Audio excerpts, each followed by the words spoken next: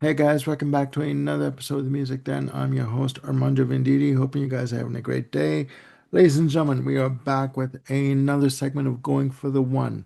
Today, I'm up with my next selection for my favorite debut albums, and this is a band that I first discovered by way of their 1973 Greatest Hits release.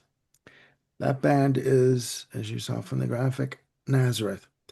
And we're going to be talking about their debut release, uh, simply called Nazareth. Um, in the band, first of all, from Scotland, uh, hard rock, just good time hard rock band. On the album, you have what is considered to be the classic lineup of Nazareth. Dan McCafferty on lead vocals, Daryl Sweet on drums and backing vocals, Pete Agnew on bass guitar, guitar backing vocals, and lead vocals on track four of the album, and Manny Charlton on guitar and backing vocals. Now, um, I should say quickly that um, all of pretty much all of Nazareth's releases have been re-released over the years through different labels. And my recommendation, if you want to get this album or any of the albums in the catalog, look for the Salvo, Salvo releases. They have bonus tracks, live tracks from BBC sessions, and B-sides, non-album B-sides. You will not go wrong. You can get them on Amazon and Discogs and eBay or wherever you buy your albums at your local music emporium. Now, this album, as I go through my notes here quickly, uh, where are we here? There we go. Yes. Nazareth released on the 12th of November 1971, recorded from July to August of 1971, recorded at Air and Trident Studios. This album was released on various labels on Pegasus and Mooncrest in the UK and in Europe, and through the original release in North America was through Warner Brothers. The 1988 reissue was through A&M Records. The album was produced by Dave Hitchcock. The album was engineered by one Roy Thomas Baker, rest in peace, Roy Thomas Baker, who we lost recently. Um, this album, nine tracks of what I call down and dirty, in your face, ass shaking rock. Dan McCafferty's vocals, uh, unmistakable. And to me, just that whiskey drenched, raspy, gravelly voice, just like very guttural in terms of his delivery. He can have a nice, soft, emotive delivery when he has to.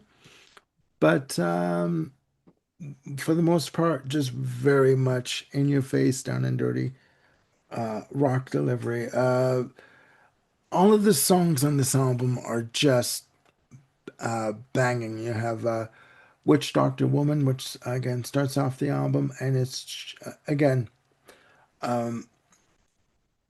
very much in your face, heavy guitar, thick guitar tone from Manny Charlton. Manny Charlton will go on to produce a majority of the albums after using outside producers.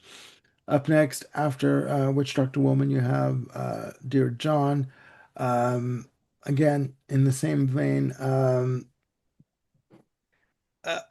of Witch Doctor Woman, just fantastic guitar and great vocals.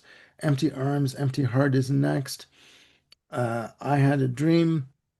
Uh, to me, I have in my notes a nice break musically in terms of the three previous tracks. You have a bit of a respite in terms of just mood and tempo on this track.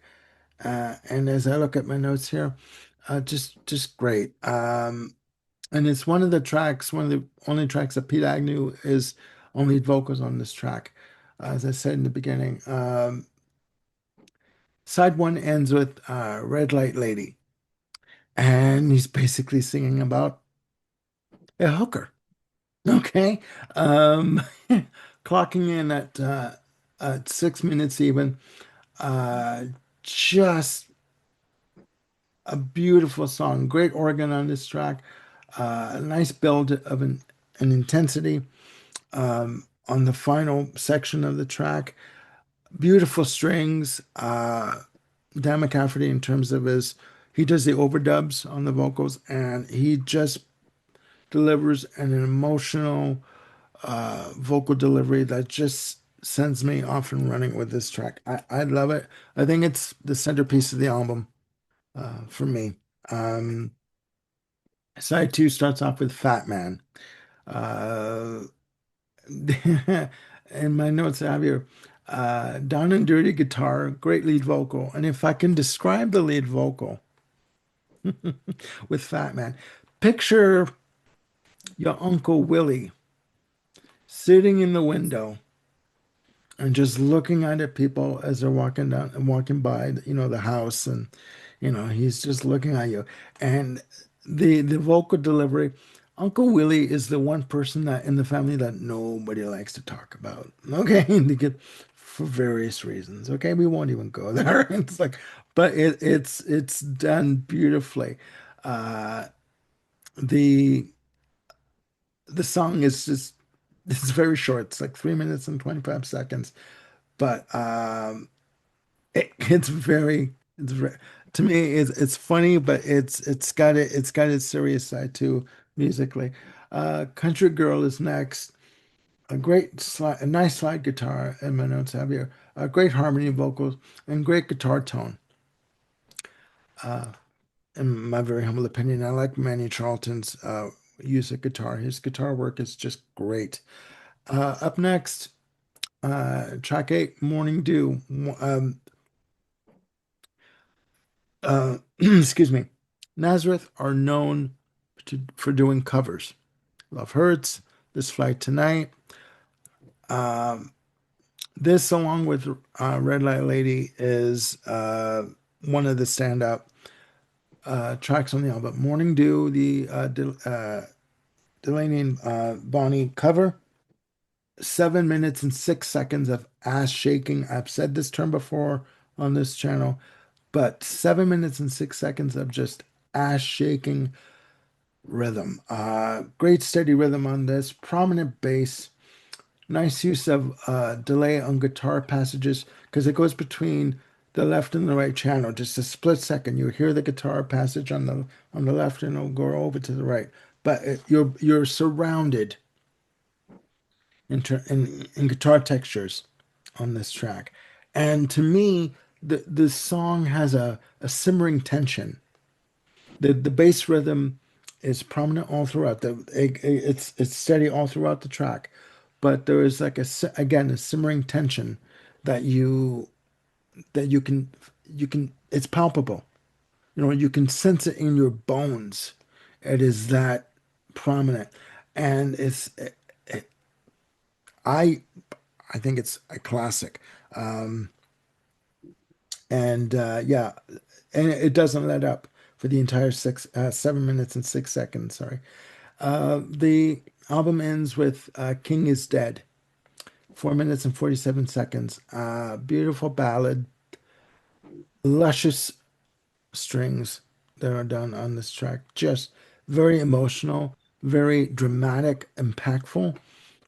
Beautifully done. Beautifully done. And again, Don McCafferty's on lead vocals. This is where he delivers a very soft, subtle vocal, very emotional, but not over the top. Right? It's not saccharine. It's not sappy. This is not Our House from Crosby, Stills, Nash and Young. It's very the track is symphonic and its arrangement very lush, very beautiful, gorgeous, opulent is the word that I use for this. Yes, Jim, I said opulent, and yeah, it's beautiful. This album, upon release, did not do much. It's gained notoriety over the years. They would achieve success with albums like Razamanaz, and others, but and Rampant. But this album, I believe, needs to be talked about more. Uh, Roy Thomas Baker would go on to produce their sophomore release, Exercises, which is more of a acoustic based album. But this album, the subtitle, A Hidden Gem. You really need to listen to it. And if you can get the Salvo uh, remastered, reissued version, you're all the better for it. Yes. Just wanted to note that I just did a quick look, and I saw that this debut album was not on Spotify. I think though well, I know I could find a rip of the vinyl on YouTube. So if Mhm. folks want to check it out, I would recommend YouTube as the place to go to kind of hear the album in full. Yeah. Yeah. There's a the on YouTube you can find the 9 track version of the album, the full album version. You can also find uh, a 10 track version with a bonus track. And the bonus track escapes me right now, the name of it. But yeah, there are many ways you can get this album, many different, versions of it on Discogs. But if you want a good hard rocking album with some symphonic flourishes and touches to it in different colors and textures, this album is for you. Really, it's a hidden gem. But yeah, there's my spiel for this episode. Cool. Any comments? Any questions? Gonna have to check it out. I really do recommend it. It's fantastic. It is fantastic. All right, ladies and gentlemen, there you have it. Another rather short episode of Going for For the a One, change. featuring for a change, featuring the debut album from Nazareth. Um, yes, I think I would recommend, I know you're getting ready to say, you know, comment down below, yeah. but especially if you have an Uncle Willie, um, Don't please turn your comment back. below and if the rest of the family likes him. Okay, let me put it this way to you, Fat Man. In terms of the track, he's the kind of he's your Uncle Willie that no one should turn your back on them, and eventually neither do the barn animals. All right, ladies and gentlemen, let's try this again. Please click like and subscribe, and hit the notification bell to keep yourselves on top of any new content we got coming up. And yeah, again, if you know of this album, you know what I'm talking about. If you don't know this album or don't know it well enough, because for me, I got to know Nazareth through the original Greatest Hits that came out in '73, with the blue background and I've showed you the graphic, but I was pleasantly surprised for this album. So please check it out. And again, let us know what you think of this album in the comments and any other debut album that you think feel is your favorite. All right. So again, for Sagosh, Ken, and Jim, I'm Armando signing off. We will see you soon with another episode of Going for the One. All right. Have a good day. Look after one another and yourselves. We'll see you soon. Bye for now.